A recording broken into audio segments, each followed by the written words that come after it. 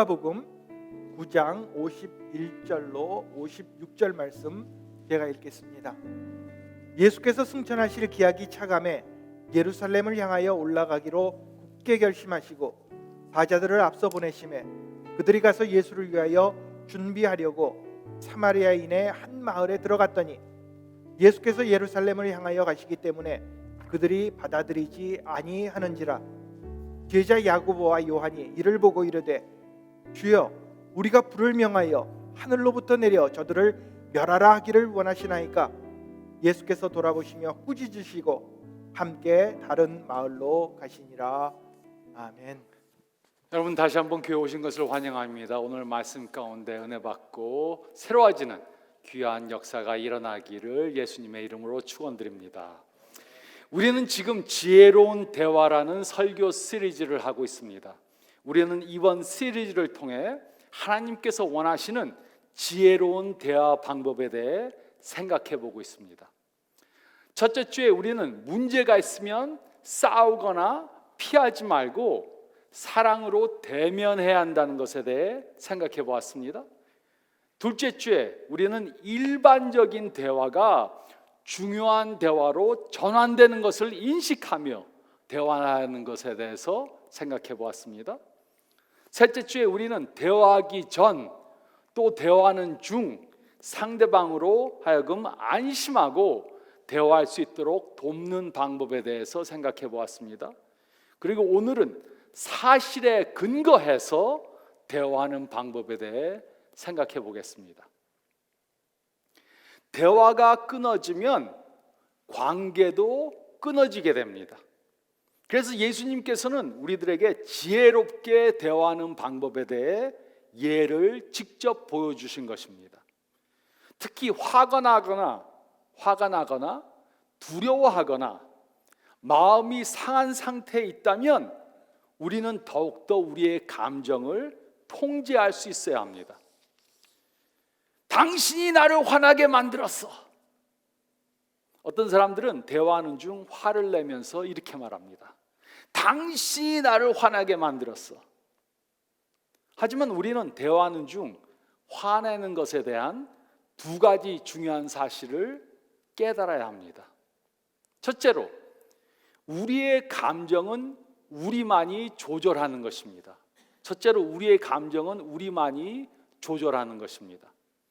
우리의 감정은 다른 사람이 마음대로 조정할 수 있는 것이 아닙니다. 물론 다른 사람이 우리에게 영향을 끼칠 수는 있습니다. 하지만 다른 사람이 우리로 하여금 억지로 화나게 만들 수는 없습니다. 화는 우리 스스로가 내는 것입니다. 또 둘째로, 화가 난다면 우리는 두 가지 옵션 중 하나를 선택할 수 있습니다.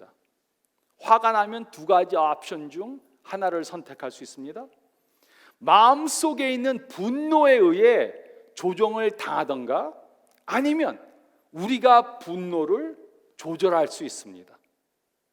그러므로 우리는 감정을 조절하는 방법을 배워야 합니다. 우리는 누가복음 9장 51절로 56절 말씀을 통해 분노를 조절하는 방법에 대한 다음의 세 가지 사실을 배울 수 있습니다. 첫째로, 저희가 읽은 말씀 가운데 51절로 54절 말씀을 보면 우리는 우리의 감정을 바로 파악해야 합니다. 51절로 53절은 다음과 같이 기록했습니다. 예수께서 승천하실 기약이 차감해 예루살렘을 향하여 올라가기로 굳게 결심하시고 사자들을 앞서 보내심에 그들이 가서 예수를 위하여 준비하려고 사마리아인의 한 마을에 들어갔더니 예수께서 예루살렘을 향하여 가시기 때문에 그들이 받아들이지 아니하는지라. 예수님의 여행 계획에 큰 변화가 생겼습니다. 예수님께서는 인간의 죄를 위해 십자가에 달려 돌아가실 그때가 임박했음을 아셨습니다. 그래서 예수님께서는 예루살렘을 향해 가시기로 굳게 결심하신 것입니다. 예수님께서는 갈릴리에서 예루살렘으로 가기 위해 사마리아를 통과해야만 했습니다. 그래서 사마리아 한 마을에 사람들을 먼저 보내서 예수님을 위해 준비하도록 시켰습니다. 그 당시 유대인들과 사마리아인들은 서로를 매우 싫어했습니다. 사마리아인들은 유대인과 이방인들 사이에 태어난 사람들이 바로 사마리아인들이었습니다. 그래서 유대인들은 사마리아 사람들을 업신여겼습니다. 그리고 사마리아인들도 유대인들을 당연히 싫어했습니다. 예수님이 보낸 사람들이 사마리아에 도착하자 사마리아 사람들은 그들을 영접해 드리지 않았습니다. 54절은 다음과 같이 기록했습니다. 제자 야고보와 요한이 이를 보고 이르되 주여 우리가 불을 명하여 하늘로부터 내려 저들을 멸하라 하기를 원하시니까. 사마리아인들이 그들을 거부하자 야고보와 요한은 화가 났습니다. 그들은 하늘로부터 불을 내려서 온 마을 사람들을 다 불살라 죽이기를 원했습니다. 이들이 한 말은 물론 매우 부적절한 말이었습니다. 첫째로 이들에게는 불을 내릴 능력이 없었습니다. 또 둘째로 이들에게는 예수님께서 사랑하는 사람들을 죽일 권리가 없었습니다. 이들은 자신들이 화가 난 것도 모르고 또 왜 화가 났는지도 모르면서 이렇게 말도 되지 않은 소리를 한 것입니다. 이들이 느낀 감정에 대해서 생각해 보시기 바랍니다. 이들은 사마리아 사람들한테 거불당해서 마음이 상했고 또 퇴짜를 맞은 그러한 기분이었을 것입니다. 그래서 화가 나서 온 마을을 불사르기 원했습니다. 남자든 여자든 아이들이든 상관하지 않고 다 죽이기를 원했습니다. 이들은 자신들 안에 이런 부정적인 감정이 있다는 사실을 알지 못했습니다. 화가 나니까는 그냥 마음대로 말한 것입니다. 이들처럼 우리도 어떤 때는 우리가 느끼는 감정을 모를 수 있습니다. 화가 난 것을 잘 모릅니다. 그래서 왜 화나냐 그러면은 아니 왜 화를 내는 거야 이렇게 말하면 나 화 안 났어 소리를 빡 지릅니다. 물론 감정을 바로 파악하는 것은 쉬운 것이 아닙니다. 그래서 많은 사람들이 자신의 감정을 잘 파악하지 못합니다. 특히 유교 문화에서 자란 동양 남자들은 자신이 느끼는 감정을 잘 파악하지 못합니다. 딱 하나 파악하는 감정이 있습니다. 화났다는 거. 화났다는 감정밖에 다른 감정들은 잘 파악하지 못합니다. 그래서 특히 남자들은 감정이 상했어. 아, 슬퍼. 너무 우울해. 실망했어. 마음이 너무 아파. 이렇게 말하지 않습니다. 어떤 남자가 이렇게 말하면 다른 사람들은 그를 쪼다 같은 놈 아니면 여자 같은 녀석 이렇게 말합니다. 하지만 우리가 느끼는 감정을 바로 파악하는 것은 매우 중요한 것입니다. 제가 어렸을 때 저희 아버님은 저에게 감정을 표현하지 못하게 했습니다. 울으면은 죽는 거예요. 울으면 남자는 절대로 울으면 안 돼요. 저는 이런 유교 문화에서 자랐습니다. 또 본 적도 경상도입니다. 그러다 보니 제가 느끼는 감정을 잘 파악하지 못했습니다. 제가 파악할 수 있는 감정은 딱 하나 있었습니다. 그것은 바로 화가 났다는 것입니다. 남자는 화를 내도 되니까 화났다는 감정은 파악을 하는데 다른 감정은 파악하지 못했습니다. 저는 마음이 상했던가 실망했던가 배신당했던가 기쁘거나 행복하거나 하는 감정들을 전혀 파악하지 못했습니다. 하지만 우리가 지혜롭게 대화하기 위해 우리는 우리가 느끼는 감정을 바로 파악해야 합니다. 화가 났으면 화가 난 것을 깨달아야 합니다. 마음에 상처가 있으면 그 상처의 감정을 깨달아야 합니다. 슬프면 그 슬픔의 감정을 깨달아야 합니다. 실망했으면 그 실망의 감정을 깨달아야 합니다. 기쁘면 그 기쁨의 감정을 깨달아야 합니다. 그 이유가 무엇입니까? 우리는 왜 우리가 느끼는 감정을 깨달아야 합니까? 그것은 우리의 감정이 우리의 다음 행동을 결정해 주기 때문입니다. 우리가 어떻게 느끼는가에 따라 그것이 말로 나오고 행동으로 표현되기 때문입니다.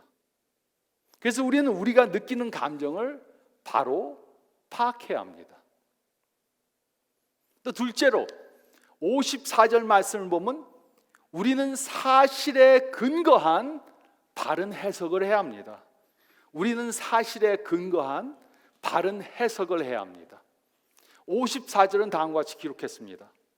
제자 야고보와 요한이 이를 보고 이르되 주여 우리가 불을 명하여 하늘로부터 내려 저들을 멸하라 하기를 원하시나이까. 야고보와 요한은 사마리아 사람들이 자신들을 받아들이지 않는 것을 보았습니다. 그리고 그 이유가 무엇인가 나름대로 생각해 보았을 것입니다. 사마리아 사람들이 자신들을 무시해서 영접하지 않는다고 생각했습니다. 그래서 화가 나서 그들을 다 죽이길 원했습니다. 이들은 가장 나쁜 시나리오를 만들어낸 것이었습니다. 그리고 그것이 마치 사실인 것처럼 믿었습니다. 이들은 참으로 어처구니 없이 생각한 것입니다. 우리도 많은 경우 이들과 같이 생각할 때가 있습니다. 다른 사람의 말을 듣거나 그들의 행동을 보고 우리 나름대로 그들의 말과 행동에 대한 해석을 만들어냅니다. 그런데 우리는 그 해석이 마치 사실인 것처럼 믿습니다. 그리고 그 해석한 것을 기초로 우리의 감정이 생기게 되는 것입니다. 그러므로 우리는 우리의 감정을 조절하기 위해 그 감정이 어디서부터 발생되었는지 생각해 봐야 합니다. 그 예로 우리의 배우자가 우리에게 말하는 것을 들었습니다. 그 말을 듣고 화가 났습니다. 그래서 소리를 벌컥 질렀습니다. 하지만 상대방의 말과 우리가 소리를 지른 그 중간에는 다른 단계가 있습니다. 상대방의 말을 듣고 그 말에 대한 반응을 보이기 전에 우리에게는 해석하는 단계가 있었습니다. 상대방의 말에 대한 의미를 만들어내는 것입니다. 이 사람이 왜 나에게 이렇게 말했나 생각하는 것입니다. 그리고 그 해석한 것을 바탕으로 감정이 생기게 됩니다. 그리고 그 감정을 기초로 행동을 하게 되는 것입니다. 다른 사람의 말을 듣고 거기에 대한 해석을 만들고 거기에 따라서 감정이 생기고 그리고 그 감정을 따라 행동하게 되는 것입니다. 우리는 이런 해석을 한다는 것을 모를 수 있습니다. 그 이유는 해석을 하는 단계는 무의식적으로 하게 되고 또 빨리 진행되기 때문입니다. 하지만 우리가 해석하는 것을 조절하면 우리는 우리의 감정을 조절할 수 있습니다. 그러므로 이것이 바로 우리가 해야 하는 것입니다. 첫째로 우리는 우리의 해석을 잘 분석해 봐야 합니다. 우리가 만들어낸 해석과 그 영향으로 생긴 감정이 적합한 것인지 질문해 봐야 합니다. 내가 보고 들은 것으로 보아 나의 해석은 과연 올바른 것인가? 내가 바로 해석한 것인가? 질문해 봐야 합니다. 우리의 해석은 우리가 만들어낸 것입니다. 우리의 해석은 사실과 다를 수 있습니다. 우리가 다른 사람을 잘못 이해했을 수 있습니다. 그래서 우리는 우리의 해석이 100% 옳다고 믿어서는 안 됩니다. 우리는 우리의 해석이 옳은지 점검해 봐야 합니다. 그리고 둘째로 우리는 사실에 근거한 해석을 해야 합니다. 우리가 만들어낸 해석과 사실을 구분하려면 상대방의 행동을 주목해서 봐야 합니다. 우리는 상대방이 한 말과 행동에 초점을 두고 이 해석이 과연 옳은 것인가 판단해 봐야 합니다. 야고보와 요한은 사마리아인들이 자신들을 영접하지 않은 것을 보았습니다. 이것이 바로 그들이 본 것입니다. 그리고 자신 나름대로 해석을 만들어냈습니다. 저놈들은 악한 놈이라서 그렇게 행동했다고 결론을 지었습니다. 하지만 그들이 사실이라고 믿었던, 사실이라고 만들어낸 해석은 사실이 아니었습니다. 그래서 예수님께서는 전혀 다른 반응을 보이신 것입니다. 우리는 사실에 근거한 해석을 만들어내야 합니다. 내 해석이 100% 맞다.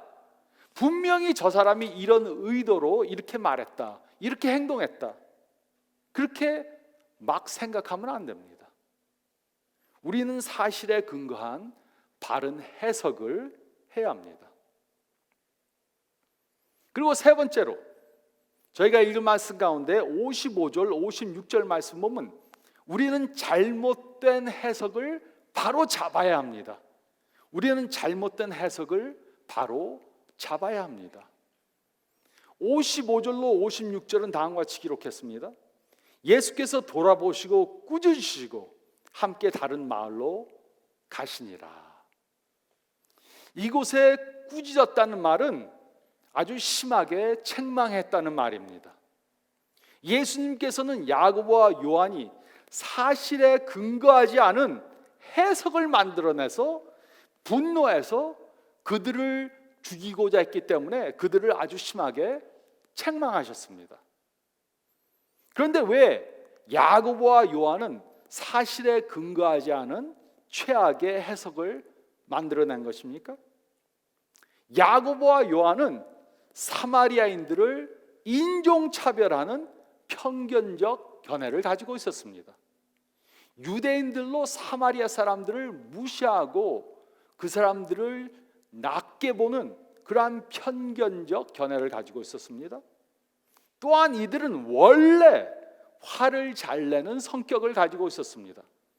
그래서 이들은 자신들의 편견된 색안경을 끼고 또 자신들의 그 나쁜 성격을 가지고 사마리아 사람들의 행동을 부정적으로 해석한 것입니다.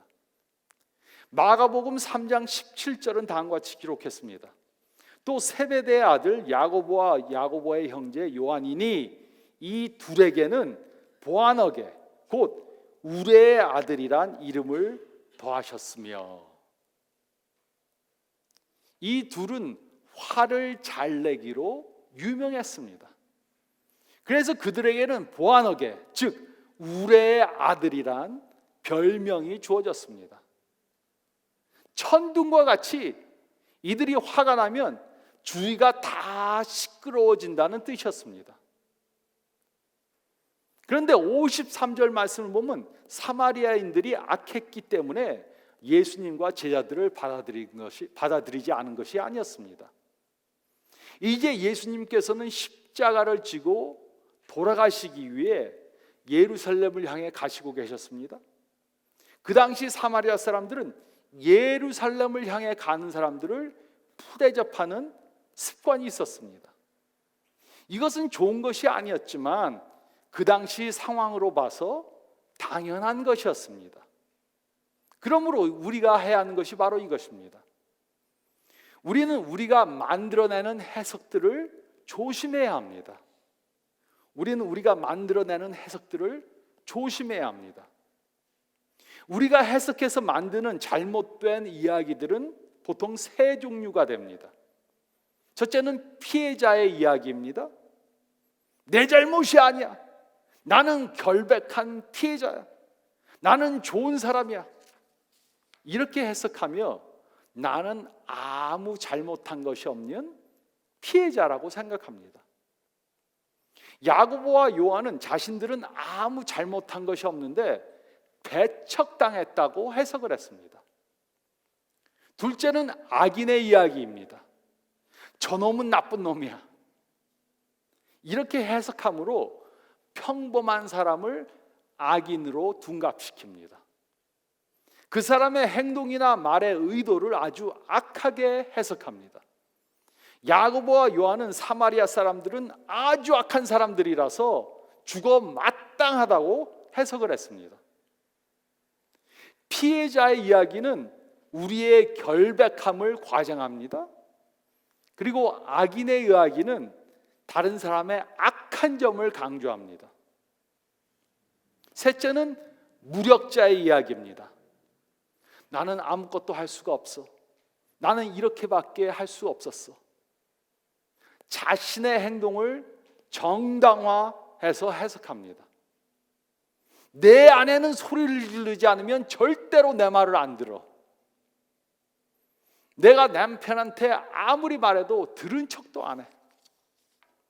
무력자의 이야기는 우리가 왜 이렇게 해야만 하는지 설명하는 것입니다. 야고보와 요한은 이런 사람들에게는 누군가가 본때를 보여줘야 돼. 이렇게 해석한 것입니다. 우리는 이렇게 잘못되게 해석하는 것을 파악해서 그것을 고쳐야 합니다. 그래서 두 번째로 우리는 잘못된 해석을 조심하고, 둘째로는 우리는 잘못된 해석을 바른 해석으로 고쳐야 합니다. 제 아내가 제가 일을 쫙 벌려놓고 집안에 다 어질러 놓고 일을 하니까는 저를 도와주겠다고 치웠습니다. 근데 저는 제가 찾고자 하는 것을 못 찾으니까 제 아내가 나를 골탕 먹이려고 내 거를 다 숨겼구나, 이렇게 해석한다면 나는 잘못한 것이 아무것도 없는데 내 아내가 내 물건들을 다 숨겼다, 이렇게 해석한다면 그것은 잘못된 해석입니다. 그래서 우리는 잘못된 해석이 있다면 그것을 바른 해석으로 고쳐야 합니다. 바른 해석은 우리의 감정을 조절하게 하고 우리로 지혜롭게 대화하도록 도와줍니다. 그러므로 우리는 어떻게 잘못된 해석을 바른 해석으로 고칠 수 있습니까? 그것은 우리는 우리의 해석에 빠진 부분을 더해야 합니다. 우리의 잘못된 해석에는 공통된 것이 있습니다. 그것은 바로 세부사항을 빠뜨리는 것입니다. 우리에 대한 세부사항이나 다른 사람에 대한 세부사항이나 아니면 우리 앞션에 대한 세부사항을 빠뜨립니다. 우리가 이런 빠진 부분을 채워 넣으면 잘못된 해석은 바른 해석으로 바뀌게 됩니다. 그러므로 우리가 빠진 세부사항을 더하기 위해 무엇을 해야 합니까? 첫째로 우리는 우리의 잘못을 인정해야 합니다. 우리는 보통 아무 잘못한 것이 없는 피해자가 아닙니다. 나는 잘못한 것이 없어, 많은 경우 아닙니다. 우리는 많은 경우 문제를 만드는데 한 몫을 했습니다. 우리는 죄 없는 피해자가 아니고 같이 잘못한 사람입니다. 50, 50, 60, 40, 70, 30이 될 수 있지만 무언가 잘못한 것이 있습니다. 그럼 잘못한 것을 인정해야 합니다. 야고보와 요한의 경우 그들은 화를 자제하지 못하는 잘못을 범했습니다.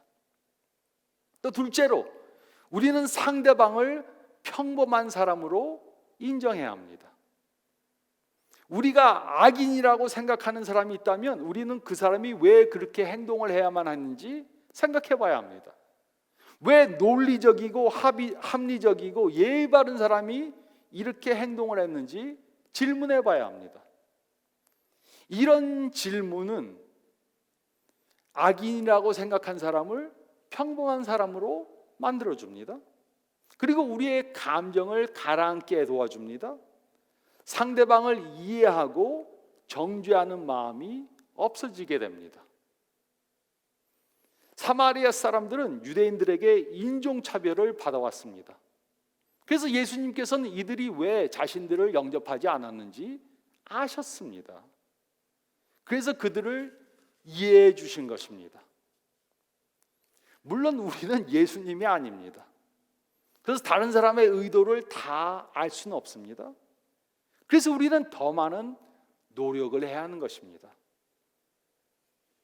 다른 사람을 무조건 나쁜 놈, 나쁜 사람이라고 하면 안 됩니다. 상대방을 평범한 사람으로 인정해 줘야 합니다. 그리고 세 번째로 우리는 능력 있는 자임을 인정해야 합니다. 우리는 무력한 사람들이 아닙니다. 무능력한 사람이 아니라는 것을 인정하면 우리는 우리의 말이나 행동에 대한 책임을 질 수 있습니다. 저 사람이 저래서 나는 이렇게 할 수밖에 없어. 절대로 아닙니다. 어떤 경우에도 하나님이 주시는 지혜로 지혜롭게 대화할 수 있다고 믿게 됩니다. 그래서 우리는 할 수 없지만 하나님이 주시는 능력으로 할 수 있다고 믿어야 합니다. 그래야 우리는 다른 사람들의 말이나 행동을 부정적으로 해석해서 부정적인 감정을 갖지 않게 됩니다. 부정적인 감정으로부터 해방을 받을 수 있습니다. 나는 화를 낼 수밖에 없어. 아닙니다. 우리는 잘못된 해석을 바로잡아서 우리의 감정을 조절하고 그리고 지혜롭게 대화해야 합니다. 이것이 바로 우리가 이 말씀을 통해 배울 수 있는 것입니다. 사마리아인들을 다 죽이려고 했던 야고보와 요한은 어떻게 되었습니까? 야고보는 예수님을 통해 완전히 변화된 사람이 되었습니다. 그래서 야고보는 12 제자들 중에 가장 먼저 복음을 위해 순교하는 사람이 되었습니다. 요한도 완전히 변화된 사람이 되었습니다. 요한은 그의 형제 야고보와 함께 보아너게 곧 우레의 아들이란 별명을 가졌던 사람이었습니다. 그러나 그 후 요한의 별명이 바뀌었습니다. 우레의 아들이 변해서 사랑의 사도라고 불리게 되었습니다. 우레의 아들이 사랑의 사도가 되었습니다. 이것이 바로 예수님께서 하실 수 있는 것입니다. 우리에게 어떤 좋지 않은 별명이 있을 수 있습니다. 하지만 우리의 별명은 예수님 때문에 바뀔 수 있습니다. 잘 다투는 자에서 지혜롭게 대화하는 자가 될 수 있습니다. 말이 통하지 않는 사람에서 지혜롭게 대화하는 사람이 될 수 있습니다. 예수님 때문에 가능한 것입니다. 이렇게 예수님을 통해 변화를 받아 새로운 별명을 갖게 되는 저와 여러분들이 되시기를 예수님의 이름으로 축원드립니다.